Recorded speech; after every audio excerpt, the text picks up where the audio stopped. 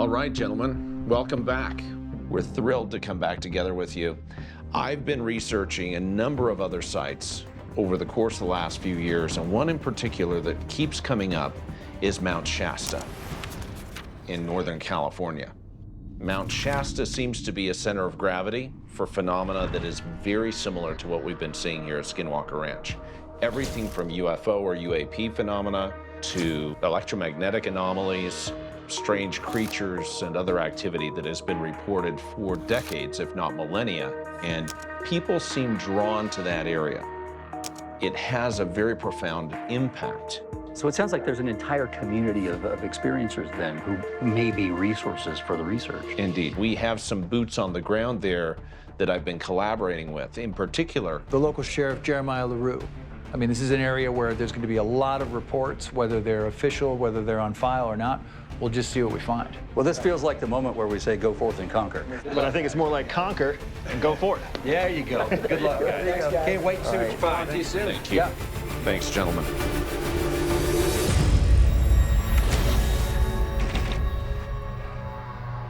This place has been really a pilgrimage, maybe for millennia. What's your take on what is the story of this place?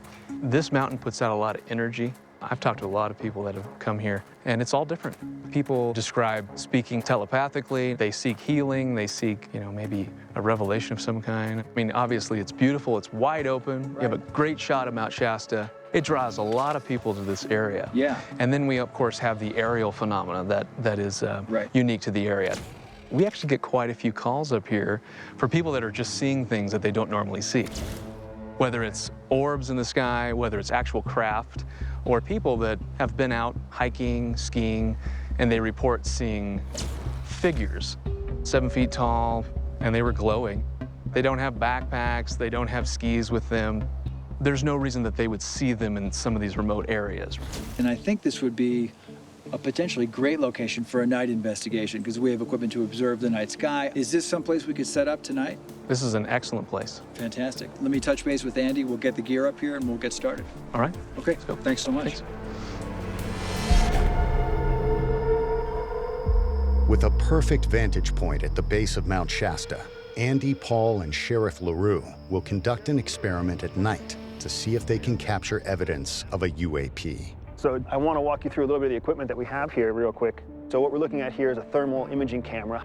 This is the most sophisticated version of FLIR. It's high definition, and it wasn't available to us last year in any of our experimentations, and it's never set foot on Skinwalker Ranch. The FLIR T1030 is a high-definition thermal camera that has a long-range capability to capture the environment's heat signatures and convert them into digital video images. This has never been available outside of the military before, and that's trained on Mount Shasta. That's going to be our best friend for seeing anything outside of the visible spectrum. Here and here, we got flight tracker data, satellite tracker data. So we're always trying to rule out aircraft and any sightings that we see overhead. Right. Here, we have two tools called UFODAPs. These are our eyes in the sky, AI-powered machines that are designed to be watching the sky at all times because we're going to be watching everything else. If they find something that doesn't fit their AI index of pre-recorded data, then they'll zoom in, record, and alert us. So if we do see something in the sky, then we'll be able to actually record it and enhance the light that it's giving us so that we'll be able to really see it clearly. Awesome. Shouldn't miss anything then. It's a lot of comfort blankets because we really only get one chance to set it up tonight, right? Right. So if you hear something strange, if you smell something strange, start tasting something strange, don't be embarrassed to say anything that seems or feels strange. I'm going to search through the radio spectrum, Paul. Super quiet, huh? It's a really stable spectrum. Not a lot of air traffic either. You know, we do have one kind of creative thing on standby. We have a tone generator. The Skinwalker team has had investigations where we've seen some kind of response that comes from actual auditory tones at specific frequencies. So it might be worth us running a couple of frequencies up against the environment and seeing if it causes any kind of response. I think a Skinwalker, the frequency is 192, right? 192 hertz, I have it set. Now, Andy and Paul will play back the same 192 hertz tone here at Mount Shasta to see if they can trigger a similar result. All right, here we go.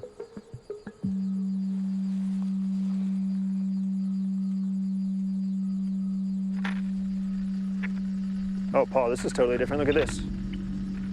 Where are we now? 1.4? 1.485. When radio frequencies from 1.4 to 1.8 gigahertz are seen on a spectrum analyzer, that indicates Earth to space or space to Earth communication. It might also signal the presence of a UAP. We've got multiple peaks here, 1.52 gigahertz.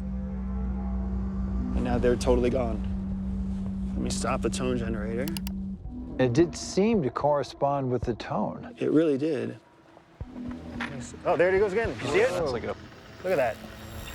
Look at that. Look at that. Whoa. What is that? Whoa. Look at this. 1.71 gigahertz. There's tons of energy, and you can see how sporadic it is. It's not clean. This is just all over the place. All over the place. Look at that, and it started up out of nowhere. What was that? Oh, UFO depth. Whoa. Just found something. Did you see that? I didn't. Boom. Okay. It's against the coldest part of the sky. You see that? Yeah. Let me take it slide by slide, frame by frame. oh, yeah. What is that? Kind of wobbles. It does wobble. That way. Look at that. It's like moving like a fish, right? You see that? Oh, whoop, got another object. Darted straight across from right to left. 45-degree angle. FLIR is popping. For all we know, the visual orbs that are being reported are just a fraction of all the orb activity because they're not using thermal imaging technology. This may be something completely new, a thermal orb. Let's take a look at that footage. Here's the orb you saw off to the Yeah. right here. Look Yep. at this guy. Oh, that's the one coming. This is the one at that that. disappears. Look right here. Oh, There's whoa, another whoa, one. what? There's the second Whoa. one. Yeah, there you go. We were at so these busy two. with that, I didn't even see that one. Hold on. That was two objects. Did you notice how they had the same shape, Yeah. Yep. similar trajectories? They appeared at the But same completely time. different speeds. Totally different speeds. One of the things that I can't ignore is the fact that these objects that we see on the FLIR seem to be going towards Mount Shasta. Whether we see slow-moving orbs or fast-moving orbs or groups of orbs, they all seem to be centering on Mount Shasta as their destination. I don't know what this is. I have no explanation for this. It's kind of freaking me out. What are these hot, high-speed objects? And they're outside of the visible spectrum. Right. I mean, is this normal? Oh, I've never seen anything like it before.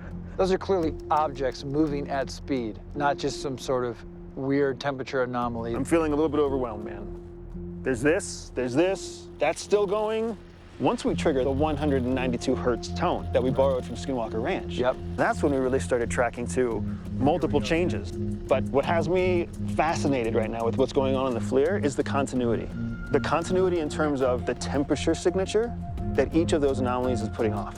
They're within the same range of each other. Right. The shape, the size, they're consistent. Yeah, it brings up just a lot more questions. Right. Like we're asking. What are these things?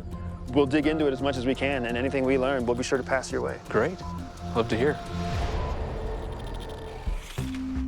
All right, gentlemen, we've been anxious to hear your findings. What do you have for us? Well, I think Mount Shasta delivered Yeah, is the top line here. This is gonna blow you away.